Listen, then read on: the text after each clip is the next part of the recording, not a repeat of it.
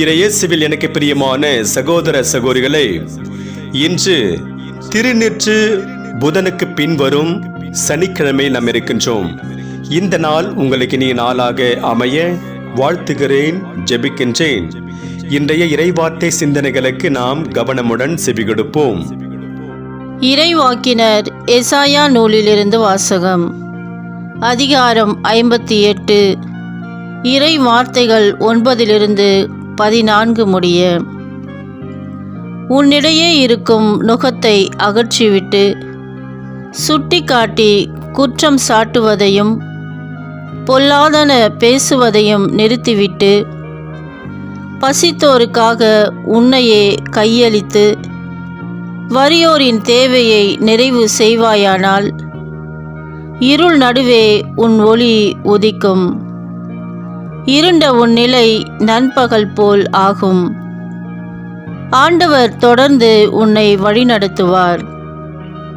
வறண்ட சூழலில் உனக்கு நிறைவளிப்பார். உன் எலும்புகளை வலிமையாக்குவார். நீயும் நீர் பாய்ந்த தோட்டம் போலும் ஒருபோதும் வற்றாத நீரூற்று போலும் இருப்பாய்.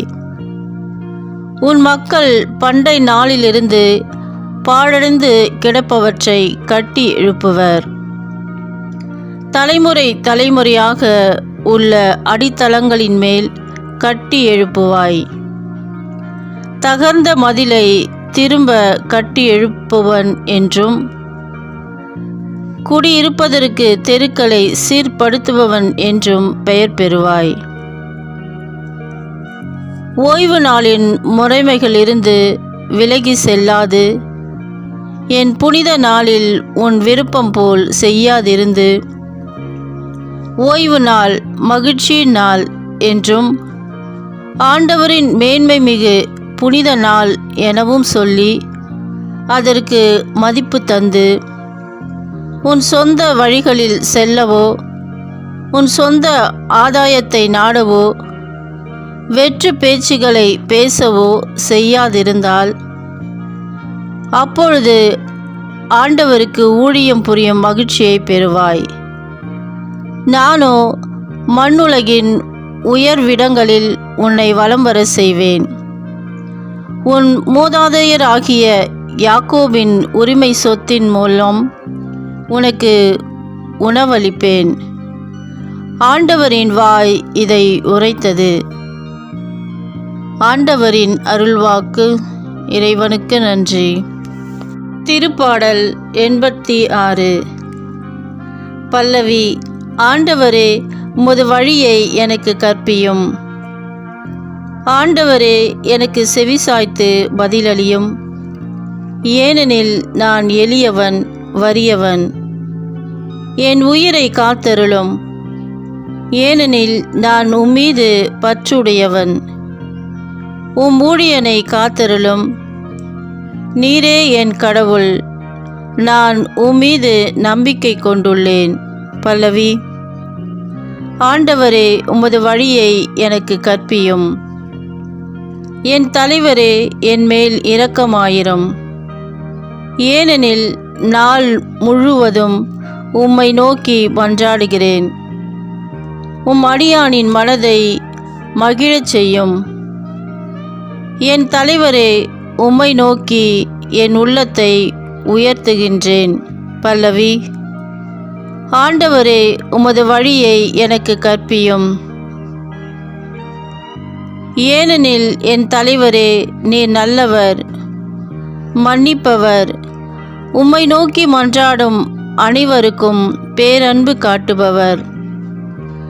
ஆண்டவரே, என் வேண்டுதலுக்கு செவி கொடும். என் உதவியை நாடும் என் குரலை கேட்டருளும். பல்லவி. ஆண்டவரே, உமது வழியை எனக்கு கற்பியும். தீயோர் சாக வேண்டும் என்பது என் விருப்பம் அன்று. ஆனால் அத்தீயோர் தம் வழிகளிலிருந்து திரும்பி வாழ வேண்டும் என்பதே என் விருப்பம். ஆண்டவரே, நற்செய்தியை தகுந்த விதத்தில் எடுத்து சொல்ல என் உள்ளத்தையும் உதட்டையும் தூய்மையாக்கும். ஆண்டவர் உங்களோடு இருப்பாராக, உம் ஆன்மாவோடும் இருப்பாராக. தூய லூக்கா எழுதிய பரிசுத்த நற்செய்தியிலிருந்து வாசகம். ஆண்டவரே, மாட்சி உமக்கே. லூக்கா நற்செய்தி அதிகாரம் 5, இறை வார்த்தைகள் 27 32 முடிய. அக்காலத்தில் இயேசு சுங்க சாவடியில் அமர்ந்திருந்த லேவி என்னும் பெயருடைய வரி தண்டுபவர் ஒருவரை கண்டார். அவரிடம், என்னை பின்பற்றி வா என்றார். அவர் அனைத்தையும் விட்டுவிட்டு எழுந்து இயேசுவை பின்பற்றி சென்றார். இந்த லேவி தம் வீட்டில் அவருக்கு ஒரு பெரிய விருந்து அளித்தார். வரி தண்டுபவர்களும் மற்றவர்களும் பெருந்திரளாய் அவர்களோடு பந்தியில் அமர்ந்தார்கள். பரிசேயர்களும் அவர்களை சேர்ந்த மறைநூல் அறிஞர்களும் முணுமுணுத்து இயேசுவின் சீடரிடம், வரி தண்டுபவர்களோடும் பாவிகளோடும் சேர்ந்து நீங்கள் உண்பதும் குடிப்பதும் ஏன் என்று கேட்டனர். இயேசு அவர்களுக்கு மறுமொழியாக, நோயற்றவருக்கு அல்ல, நோயுற்றவருக்கே மருத்துவர் தேவை. நேர்மையாளர்களை அல்ல, பாவிகளையே மனமாற அழைக்க வந்தேன் என்றார். ஆண்டவரின் அருள்வாக்கு. கிறிஸ்துவே உமக்கு புகழ். நற்செய்தி வாக்கினால் என்னுடைய பாவங்கள் அகல்வதாக. ஆமென். பணிமாற்றம். இறையேசுவில் எனக்கு பிரியமான சகோதர சகோதரிகளே, மனமாற்றம் பற்றி நாம் பேசத் தொடங்கும் தவக்காலத்தின் முதல் சில நாள்களில் ஒன்றான இன்று பணிமாற்றம் என்பது வாழ்க்கை மாற்றம் என்றும் அதுவே மனமாற்றம் என்றும் முன்வைக்கிறது. இன்றைய நற்செய்தி வாசகம். சுங்க சாவடியில் வரி தண்டுபவராய் இருந்த லேவி என்பவரை இயேசு, என்னை பின்பற்றி வா என்று அழைக்கிறார். அவரும் அனைத்தையும் விட்டுவிட்டு இயேசுவை பின்பற்றி செல்கிறார். வரி தண்டுபவர்கள் வழக்கமாக நிறைய கேள்வி கேட்பார்கள். அடுத்தவர்களிடமிருந்து எதையாவது பெற்றுவிட வேண்டும் என்றே முயற்சி செய்வார்கள். அதுவும் இயேசுவின் சமய காலத்தில் ரோமை பேரரசு வரி வாங்குவதில் மிகவும் மெனக்கெடுவதாய் இருந்தது. அதிக பணம் புழங்கும் ஒரு இடம் என்பதால் இவ்வேலைக்கு நிறைய போட்டிகளும் இருந்திருக்கும். இருந்தாலும் தன் இருக்கையையும் தன் வரவையும் தன் அலுவலக நட்பு வட்டாரத்தையும் இழந்துவிட்டு ஒரு நாடோடி போதகரை பின்பற்றி செல்கிறார் லேவி. அப்படி என்றால் இவருக்கு இந்த வேலை திருப்தி தரவில்லையா? மற்றவர்கள் லேவி என்ற மத்தேயுவிடம் காணாத ஒன்றை இயேசு அவரிடம் கண்டார். அதுவே இயேசுவை நோக்கி மத்தேயுவை அழைத்திருக்கும். வரி தண்டும் தொழில் யூதர்களை பொறுத்தவரையில் ஒரு தீய தொழில். ஏனெனில் சொந்த மக்களிடமே வரி வசூல் செய்து ரோமைக்கு கொடுக்க வேண்டியிருந்ததால் யூதர்கள் வரி தண்டுபவர்களை அதிகம் வெறுத்தனர்.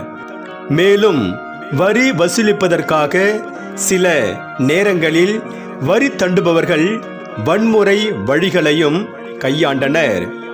இப்படியாக பாவியாக, அழுக்கானவராக, தீய தொழில் செய்பவராக இருந்தவரை கோவில் சார்ந்த நிகழ்வுகளில் பங்கேற்க அனுமதிக்க மாட்டார்கள்.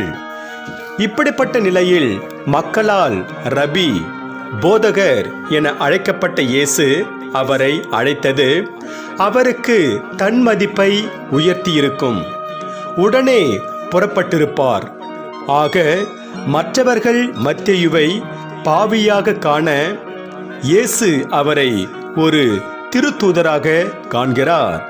நாம் பார்க்கும் பார்வை அடுத்தவரின் வாழ்வு பாதையை மாற்றிவிடும் என்பதற்கு இந்த நிகழ்வு ஒரு நல்ல எடுத்துக்காட்டு. அந்த நாள் இரவே மத்தேயு தன் வீட்டில் அனைவருக்கும் விருந்து கொடுக்கின்றார். இதுதான் நான், இவர்கள்தாம் என் நண்பர்கள் என்று இயேசுவுக்கு தன்னையே திறந்து காட்டுகிறார் மத்தேயு. இந்த நிகழ்வு நமக்கு சொல்லும் பாடம் என்ன? ஒன்று, நம் வாழ்வை புரட்டி போடும் அவர் எந்நேரமும் நம்மை தேடி வரலாம். நாம் செய்ய வேண்டியதெல்லாம் அந்நேரம் அவரை கண்டு கொள்வதே. இரண்டாவது, அவரை பின்பற்றுவது தொடக்கத்தில் இழப்பாக தெரிந்தாலும் அவர் நம்மை பற்றி வைத்திருக்கும் பார்வை நம் தன்மதிப்பை உயர்த்தும். மூன்றாவது, அவராக நுழைந்து நம் வாழ்வின் நுகத்தை அகற்றும்போது அவர் தன் நுகத்தை நம்மேல் சுமத்துகிறார். இதையே இன்றைய முதல் வாசகமும், உன்னிடையே இருக்கும் நுகத்தை அகற்றும்போது நீ நீர்ப்பாய்ச்சலான தோட்டம் போலவும் வற்றாத நீரூற்று போலவும் இருப்பாய் என்கிறது. வரலாற்று இயேசு பற்றிய ஆய்வில் முக்கியமாக பேசப்படும் அறிஞர் ஆல்பர்ட் ஸ்வைஸ்டர் என்பவர், இவர் இறையியல் பயின்றவர், பின் விவிலியம் பயின்றவர், பின் மருத்துவம் பயின்றவர், இறுதியாக எல்லாவற்றையும் விட்டுவிட்டு ஆப்பிரிக்க பழங்குடிகள் நடுவே பணியாளராக சென்று அங்கேயே இறந்தவர். வாழ்க்கையின் ஒவ்வொரு பணிமாற்றத்தையும் தம் மனமாற்றமாக கண்டவர். லேவி என்ற மத்தேயு போல இன்றைய சவாலாக நாம் எடுக்கக்கூடியது, நாம் செய்து கொண்டிருக்கிற பணியில் ஏதாவது ஒன்றை வித்தியாசமாக மேன்மையாக செய்வோம். அதன் வழியாக இறையருளை நிறைவாக பெறுவோம். இறைவன் உங்கள் அனைவரையும் நிறைவாக ஆசீர்வதிப்பாராக. ஆமென்.